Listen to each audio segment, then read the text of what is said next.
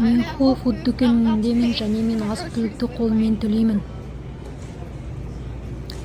Жұмыс жасады ма? Бұл ең керемет нәрсе. Вау, біз ақыр замандамыз. Киелі кітап Аянның 13-ші тарауының 16-шы аятында былай делінген. Айуан барлық адамдарды, үлкенді кішілі, бай кедей, бұл еріктіні не оң қолы, не маңдайын таңбалауға мәжбүр етті. Және келесі аятта, осы таңбасы жоқтар еш нәрсені сатып ала да алмайды, сата да алмайды. Ол таңба алғашқы хайуанның есімі, яки есімінің саны. Енді біз бір нәрсені түсінуіміз керек. Бұл таңбаның өзі шайтан емес, ол болашақтың ашылуы. Бұл хайуанның таңбасының алғашқы бейнесі сияқты.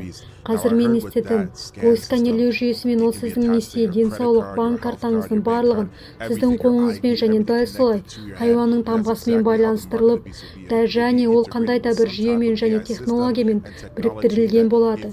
Егер сіздің қолыңызда таңба болмаса, сіз ештеңе істей алмайсыз. Өйткені бәрі қолма-қол ақшасыз болады. Дебет және несие карталары болмайды. Бәрі сіздің қолыңызда немесе маңдайыңызда болады. Мен сендерге Иса Мәсіх жақында келе жатқанын айтып отырмын. Және егер сен Исаны әлі қабылдамаған болсаңыз, Исаға өміріңізді беріп, күнәларыңыз үшін өкінгеніңіз дұрыс. Өйткені киелі кітап біздің көз алдымызда өтеді. Әлем Иса Мәсіхке қарсы тұрушының жолын дайындауға дайындалуда. Технология дами бастады. Және енді хайуанның таңбасымен қандай болатынын түсінуге болады.